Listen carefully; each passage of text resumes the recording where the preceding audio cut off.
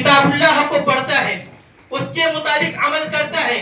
رسول اکرم صلی اللہ علیہ وسلم کے بتائے ہوئے راستے پر عمل کرتا ہے، اس کے مطابق زندگی گزارتا ہے، تو اللہ رب العالمین ایسے لوگوں کو بلندی عطا کرتا ہے۔ اور جو بندہ کتاب اللہ کو پڑھتا ہے، کتاب اللہ ہمیں غور و فکر نہیں کرتا اور گھمنڈ کرتا ہے، پڑھتا تو ہے لیکن سمجھتا نہیں، اپنی منمانی کرتا ہے، ایسے لوگوں کو اللہ رب العالمین ذلت و رسوائی عطا کرتا ہے۔ اس لیے میرے بھائیوں، قرآن مجید سے اپنا رشتہ مضبوط کر لیں۔ میرے بھائیوں، نوجوانوں کے بگڑنے کے اسباب میں سے ایک سبب یہ بھی ہے کہ آخرت کی فکر نہ کرنا۔ آج کتنے ایسے سارے نوجوان ہیں جو عیش و آرام کی زندگی گزار رہے ہیں، انہیں آخرت یاد نہیں، جبکہ اللہ کے نبی کریم صلی اللہ علیہ وسلم نے ارشاد فرمایا کہ اکثروا ذکر ہادم اللذات، کہ لذتوں کو توڑ دینے والی،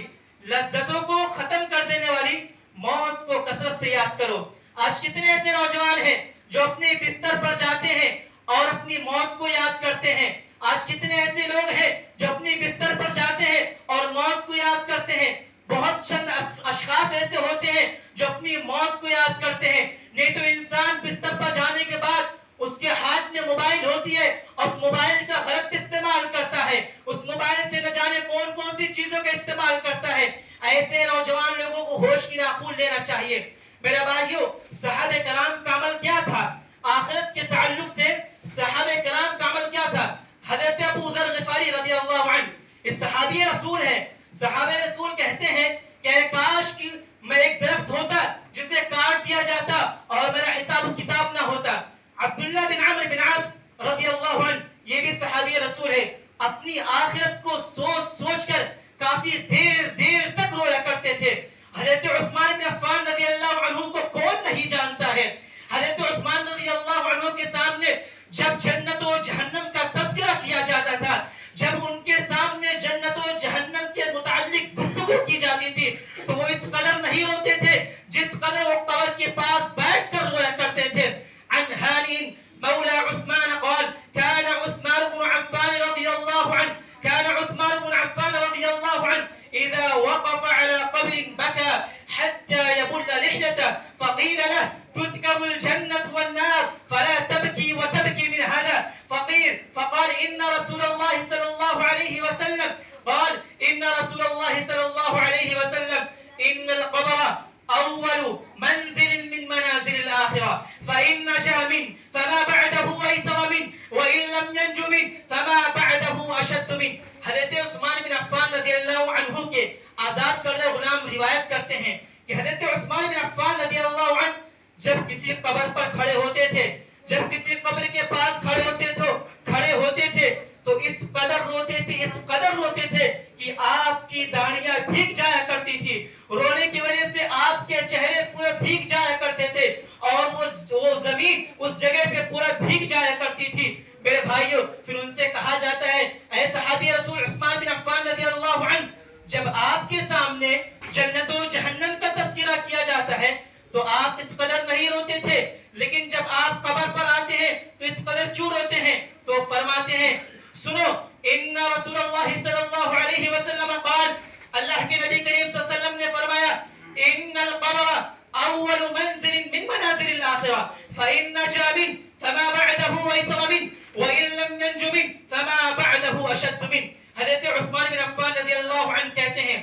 قبر یہ آخرت کی منزلوں میں سے سب سے پہلی منزل ہے۔ جو یہاں کامیاب ہو گیا وہ آنے والے بعد کے تمام مراحل میں کامیاب ہوتا چلا جائے گا، اور جو شخص یہاں ناکام ہو گیا وہ آنے والے بعد کے تمام مراحل میں کبھی کامیاب نہیں ہو سکتا۔ کیا کہیں کہ ان القبر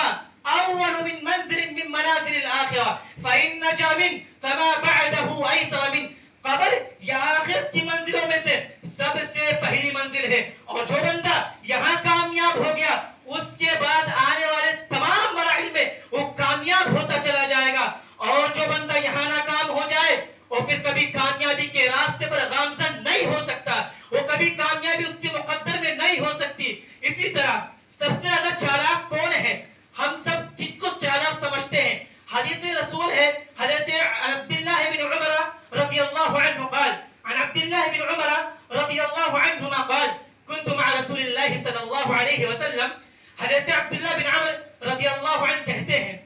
کنت مع رسول اللہ صلی اللہ علیہ وسلم کہ میں اللہ کے نبی کریم صلی اللہ علیہ وسلم کے ساتھ میں تھا فجاءه رجل من الانصار انصاریوں میں سے ایک صحابی رسول آپ صلی اللہ علیہ وسلم کے پاس آئے فسلم علی النبی صلی اللہ علیہ وسلم اور اللہ کے نبی کریم صلی اللہ علیہ وسلم سے سلام کیا ثم قال یا رسول اللہ اس کے بعد کہتے ہیں اے اللہ کے رسول ای المؤمنین افضل سب سے افضل مومن کون ہے اللہ کے نبی نے فرمایا احسنهم خلقا جس کے اخلاق اچھے ہو جس کے اخلاق و کردار اچھے ہو جس کے اخلاق و کردار سے لوگ متاثر ہوتے ہو ایسے لوگ سب سے افضل مومن ہیں اس کے بعد صحابی رسول سوال کرتے ہیں کہ ای المؤمنین اکیس سب سے زیادہ چالاک کون ہے سب سے زیادہ ہوشیار کون ہے تو اللہ کے نبی کریم صلی اللہ علیہ وسلم نے ارشاد فرمایا اکثرهم للموت ذکرا سب سے زیادہ ہوشیار وہ ہے سب سے زیادہ چالاک وہ ہے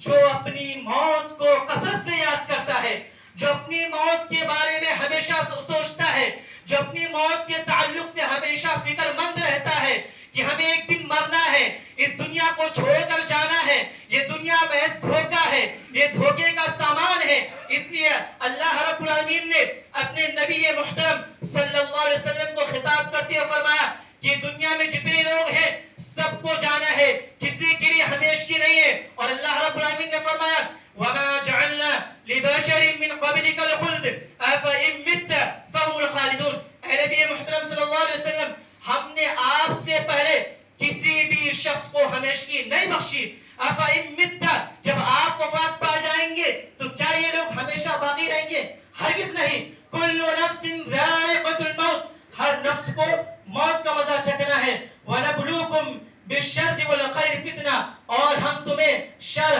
اور خیر کے ذریعے آزمائیں گے